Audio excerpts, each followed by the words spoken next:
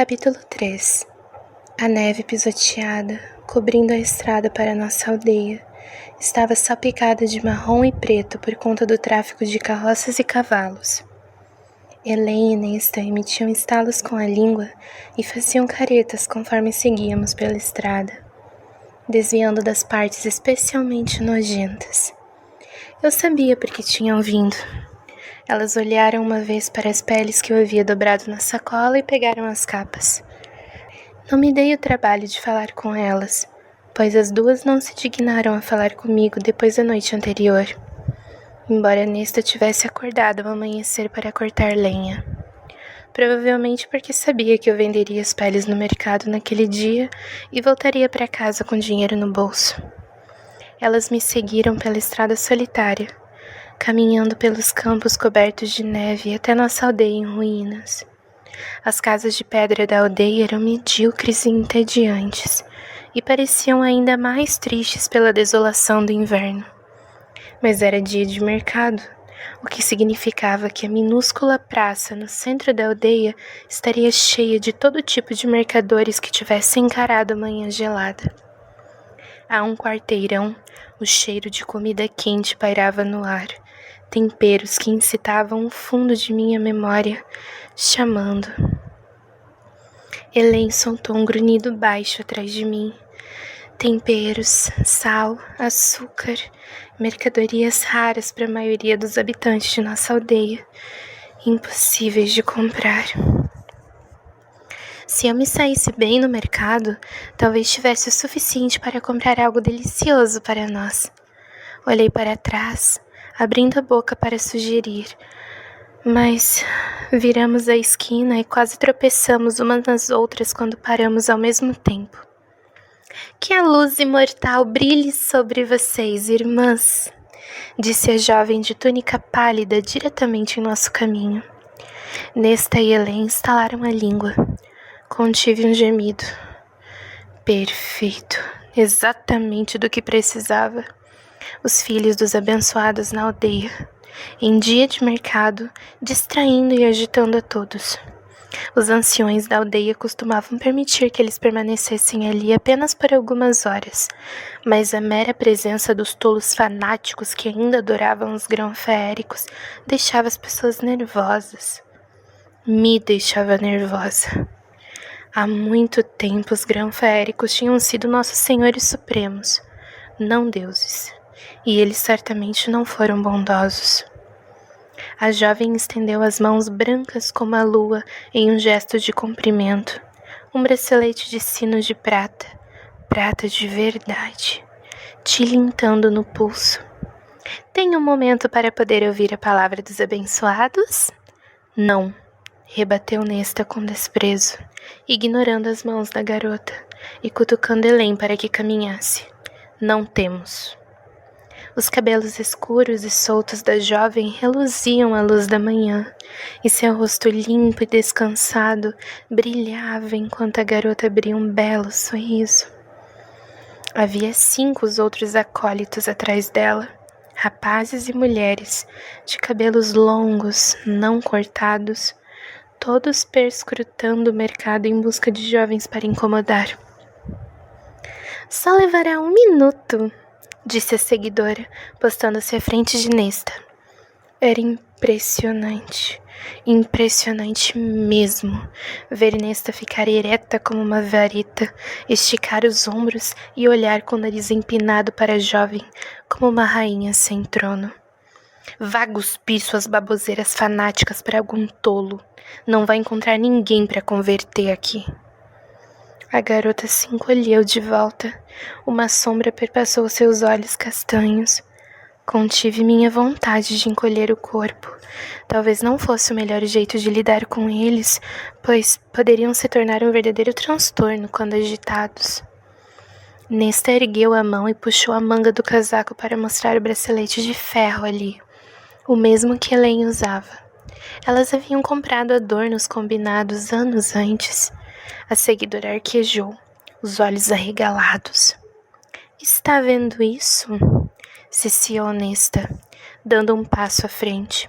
A seguidora recuou. É isto isto que deveria estar usando, não um sininho de prata para atrair aqueles monstros feéricos. Como ousa usar essa afronta vil contra nossos amigos imortais? Vá pregar em outra aldeia! Disparou Nesta.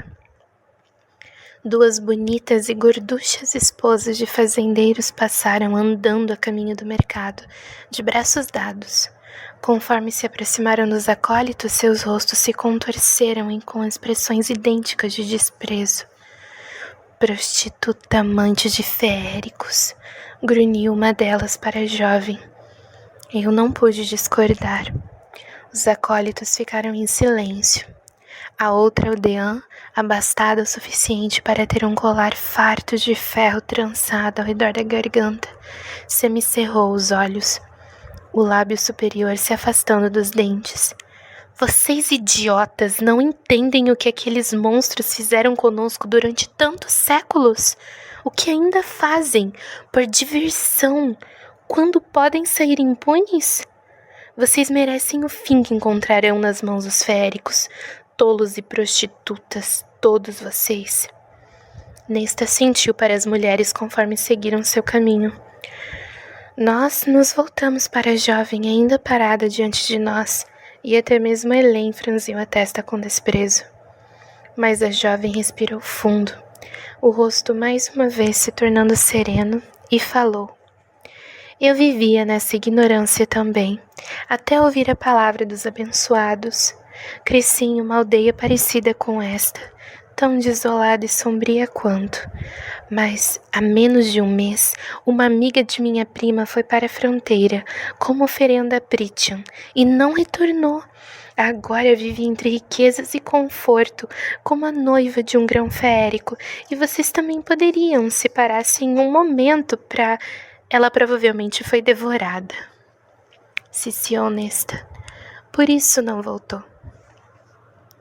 Ou pior, pensei, se um grão férico estava realmente envolvido em encorajar a entrada de Momana em Prithian, nunca encontrei os grão-féricos cruéis e vagamente semelhantes a humanos que governavam a própria Prithian, ou os féricos que ocupavam as terras deles, com escamas e asas e longos braços pendentes que poderiam arrastar alguém para muito, muito abaixo da superfície. Eu não sabia o que seria pior de enfrentar. O rosto da seguidora se contraiu. Nossos mestres benevolentes jamais nos feririam de tal forma. Prithian é uma terra de paz e fartura. Caso os abençoassem com sua atenção, vocês ficariam felizes por viver entre eles. Nesta revirou os olhos. Hélène lançava olhares de nós para os mercados adiante, para os aldeões que agora também nos observavam. Era hora de ir. Nesta abriu a boca de novo, mas me coloquei entre elas e percorri os olhos pelas vestes azul pálidas da jovem, as joias de prata, a limpeza profunda da pele. Não havia marca, nem sujeira. Você está lutando uma batalha vencida, declarei. Uma causa digna. A garota deu um sorriso beato. Dei um leve empurrão em Nesta para que saísse andando, e então falei para a seguidora. Não, não é. Pude sentir a tensão dos acólitos ainda sobre nós conforme caminhamos para a movimentada praça do mercado. Mas não olhei para trás. Eles iriam embora logo, pregar em outra aldeia. Precisaríamos tomar um caminho mais longo para fora da aldeia a fim de evitá-los. Quando nos afastamos o bastante, olhei para cima do ombro para minhas irmãs. O rosto de Hélène permanecia fixo com espanto, mas os olhos de Nesta pareciam tempestuosos, os lábios contraídos.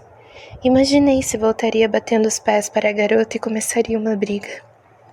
Não era meu problema, não agora.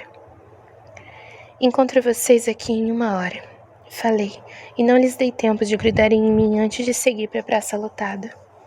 Levei 10 minutos para contemplar minhas 3 opções. Havia meus compradores de sempre, o sapateiro enrugado e o alfaiate de olhar aguçado, que frequentava nosso mercado, vindo de uma aldeia próxima.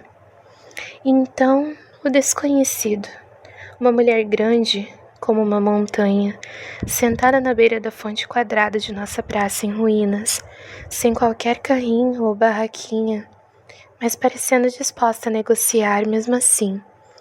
Suas cicatrizes e as armas que carregava a delatavam facilmente. Era uma mercenária. Eu conseguia sentir os olhos do sapateiro e do alfaiate em mim. Sentir seu desinteresse fingido conforme avaliavam a sacola que eu levava. Tudo bem, seria um dia daqueles, então. Eu me aproximei da mercenária, cujos grossos cabelos escuros eram cortados na altura do queixo.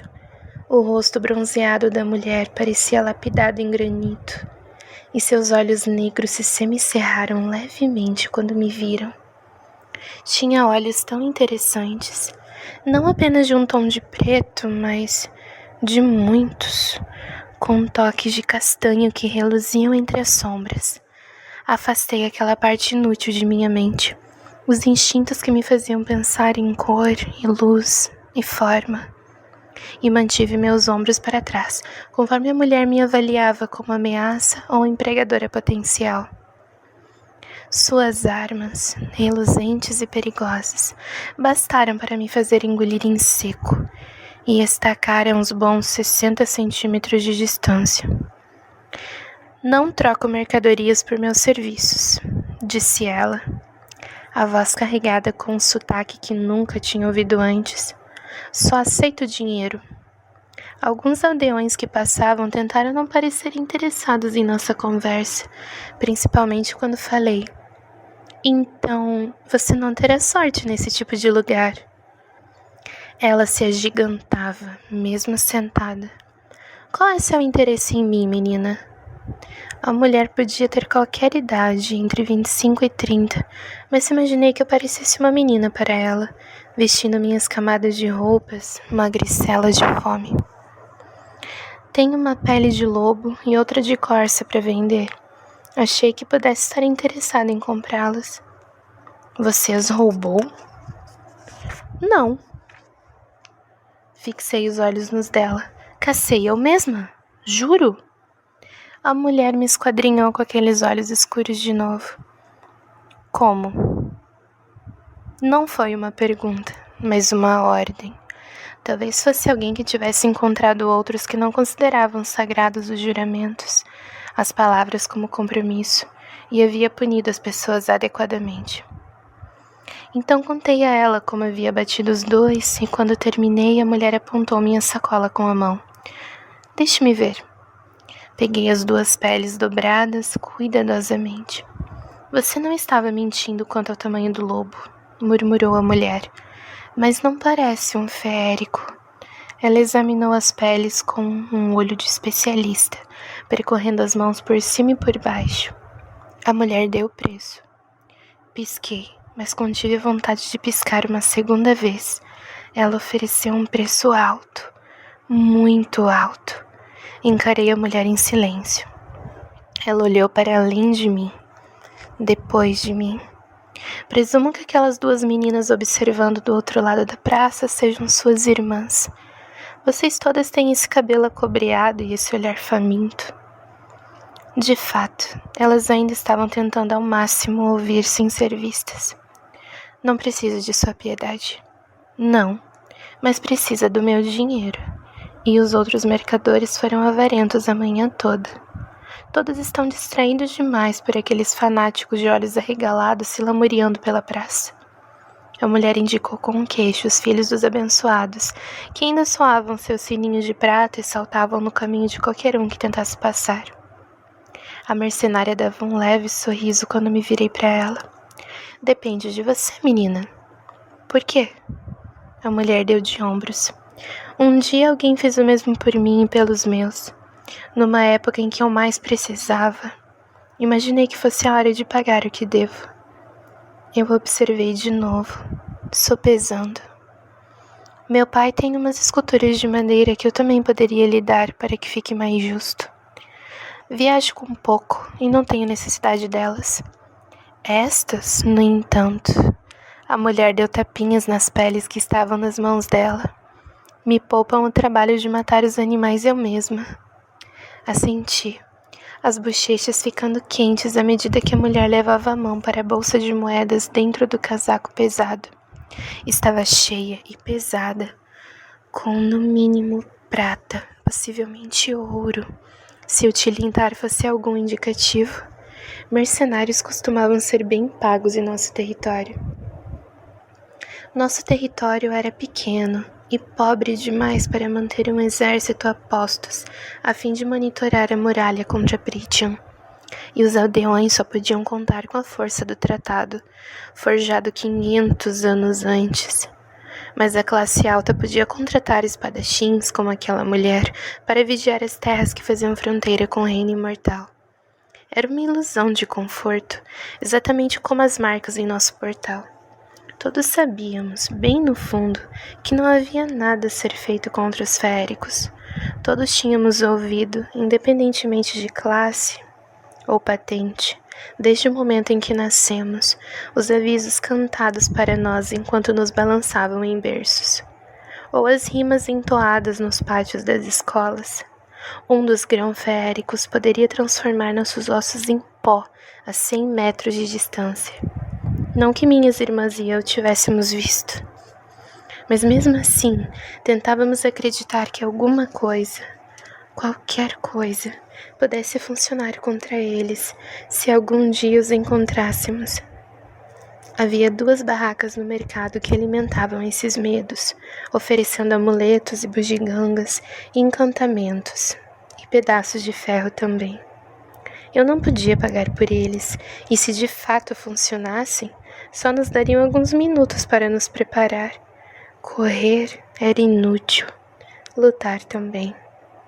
Mas Nesta e Helen ainda usavam os braceletes de ferro sempre que saíam do chalé. Até Isaac tinha uma pulseira do material ao redor de um dos punhos, sempre escondida sobre a manga. Ele se oferecera para me comprar uma, certa vez, mas eu recusei.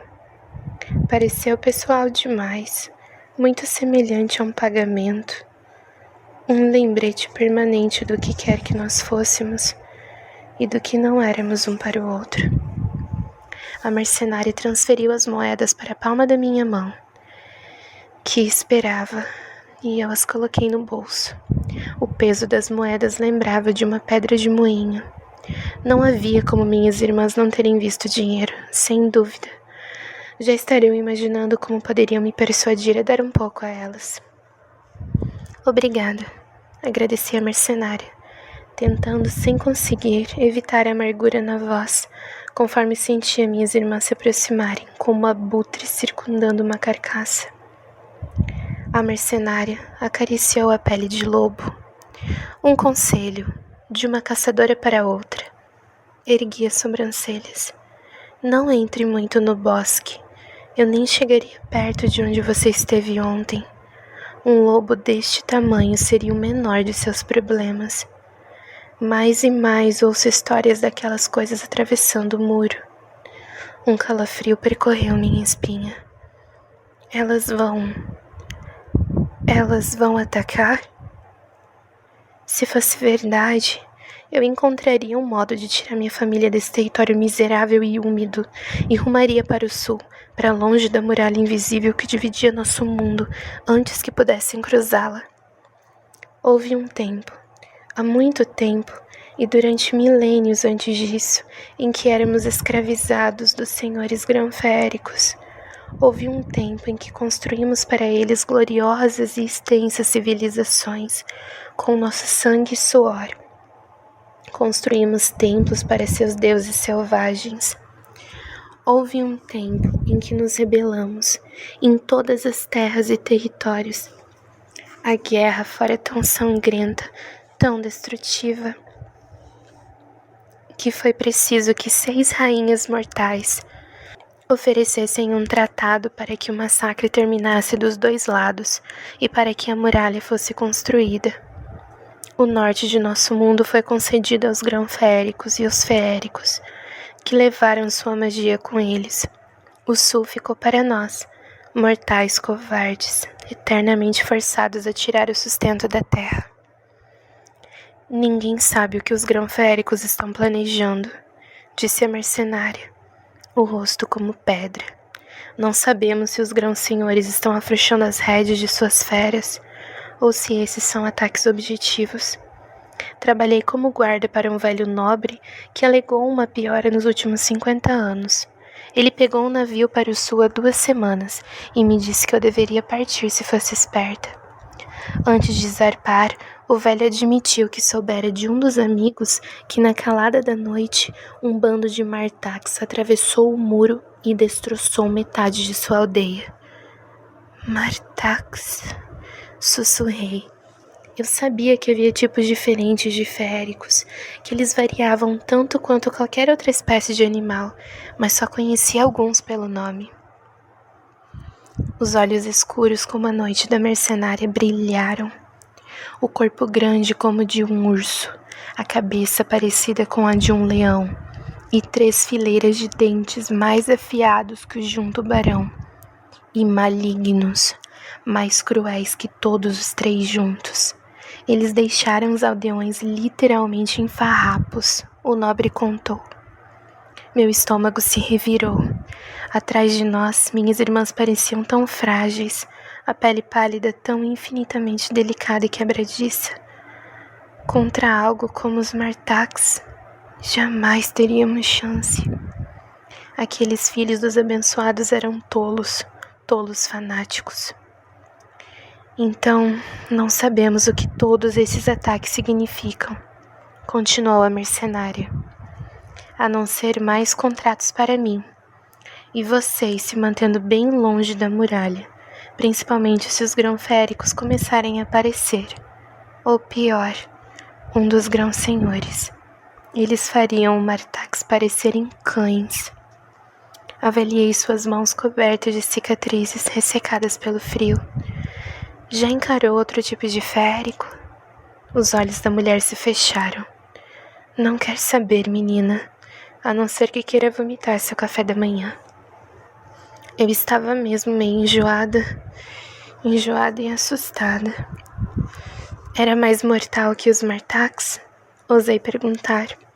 A mulher puxou a manga do pesado casaco, revelando o antebraço bronzeado e musculoso, salpicado de terríveis cicatrizes distorcidas. O arco que formavam era tão semelhante a... Não tinha a força bruta ou tamanho de um Martax, revelou a mulher, mas sua mordida era cheia de veneno.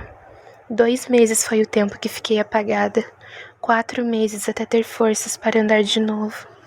A mulher puxou a perna da calça. Lindo, pensei, mesmo quando o horror daquilo se contorceu em meu estômago. Contra a pele bronzeada, as veias estavam pretas, um preto sólido em formato de teia de aranha que cobria suas pernas, como geada. O curandeiro disse que nada podia ser feito, que tenho sorte de andar com veneno ainda em minhas pernas. Talvez me mate um dia, talvez me deixe aleijada, mas pelo menos partirei sabendo que matei a coisa primeiro. O sangue em minhas veias pareceu gelar quando a mulher desceu a barra da calça. Se alguém na praça tinha visto, não ousou falar a respeito, ou se aproximar. E eu ouvira bastante por um dia, então recuei um passo, me acalmando, apesar do que ela havia contado e mostrado. Obrigada pelos avisos, falei. A atenção da mulher se voltou para trás de mim, e ela me deu um sorriso levemente divertido. Boa sorte. Então, a mão esguia de alguém se fechou em meu antebraço, me arrastando para longe. Eu sabia que era Nesta antes mesmo de olhar para ela. São perigosos, sussurrou Nesta, os dedos se enterrando em meu braço conforme ela continuava me puxando para longe da mercenária. Não chegue perto deles de novo. Encarei Nesta por um momento, e depois Hélène, cujo rosto ficara pálido e contraído. Tem alguma coisa que eu precise saber? Perguntei, baixinho. Não conseguia me lembrar da última vez em que Nesta tentara me avisar sobre alguma coisa. Hélène era a única com quem ela se importava. São trogloditas e levarão qualquer moeda que conseguirem, mesmo que seja força. Olhei para a mercenária que ainda estava examinando as peles novas. Ela roubou você? Não, ela... murmurou Helen. Um outro que passou, só tínhamos algumas moedas e ele se irritou, mas por que não denunciou ou me contou? O que você poderia ter feito? Indagou Nesta com escárnio. Desafiaria o homem para uma briga com seu arco e flecha? E quem nesse esgoto de aldeia sequer ligaria se nós anunciássemos alguma coisa? E quanto a Thomas Mandrai? Falei com frieza. Os olhos de Nesta brilharam, mas o movimento atrás de mim chamou sua atenção, e ela me lançou o que imaginei ser uma tentativa de um sorriso doce, provavelmente quando se lembrou do dinheiro que eu agora levava. Seu amigo está esperando você. Virei. De fato, Isaac observava do outro lado da praça, os braços cruzados ao se recostar contra uma construção. Embora fosse o filho mais velho do único fazendeiro abastado da aldeia, ainda estava magro devido ao inverno, e os cabelos castanhos ficaram ralos. Relativamente bonito, de fala mansa e reservada, mas com toque sombrio que nos havia traído um para o outro. Aquela compreensão mútua de como nossas vidas eram desprezíveis e sempre seriam. Nós nos conhecíamos superficialmente havia anos, desde que minha família tinha se mudado para a aldeia. Mas nunca pensei muito em Isaac até que acabamos pegando a estrada principal juntos certa tarde. Só conversávamos sobre os ovos que ele estava levando ao mercado e eu admirava a variedade de cores dentro do cesto que Isaac carregava. Marrons, escuros e claros, azuis e verdes dos mais pálidos. Simples, tranquilo, talvez um pouco esquisito, mas Isaac me deixou em meu chalé sem que eu me sentisse tão só. Uma semana depois, eu o puxei para aquele celeiro decrépito. Isaac fora meu primeiro e único amante, nos 2 anos em que nos encontrávamos. Às vezes nos encontrávamos toda noite durante uma semana. Em outras, passávamos 1 mês sem nos ver, mas era sempre igual, uma descarga de roupas jogadas e fôlegos compartilhados, e línguas e dentes. De vez em quando conversávamos, ou melhor, Isaac falava sobre as pressões e os fardos que o pai colocava sobre ele. Em geral, não soltávamos uma palavra o tempo todo. Eu não podia dizer que nosso jeito de fazer amor era especialmente habilidoso, mas ainda assim era uma libertação, um alívio, um pouco de egoísmo. Não havia amor entre nós, e jamais houvera. Pelo menos o que eu presumia que as pessoas queriam dizer quando falavam sobre amor. Mas parte de mim tinha ficado deprimida quando Isaac contou que em breve se casaria. Eu ainda não estava desesperado bastante para pedir que ele me visse depois de casado. Isaac inclinou a cabeça em um gesto familiar e então desceu a rua, para fora da aldeia e para o antigo celeiro no qual ele estaria esperando. Não éramos discretos a respeito dos nossos encontros, mas tomávamos medidas para evitar que ficasse óbvio demais. Nesta emitiu um estalo com a língua, cruzando os braços. Espero que vocês 2 estejam tomando cuidado. É um pouco tarde para fingir se importar, falei. Mas tomávamos cuidado. Como eu não podia pagar, o próprio Isaac tomava a mistura contraceptiva. Ele sabia que eu não tocaria de outra forma. Levei a mão ao bolso, tirando de dentro uma moeda de 20. Ele inspirou fundo. E não me dei o trabalho de olhar para qualquer de minhas irmãs quando coloquei a moeda na palma da mão dela. E falei, vejo vocês em casa. Mais tarde, depois de jantar mais cervo, quando estávamos todos reunidos ao redor da lareira para um momento tranquilo antes de dormir, observei minhas irmãs sussurrando e rindo juntas. Parte de mim sempre as invejou pela proximidade. Tinham gastado até o último centavo do que dei a elas. Em que? Eu não sabia.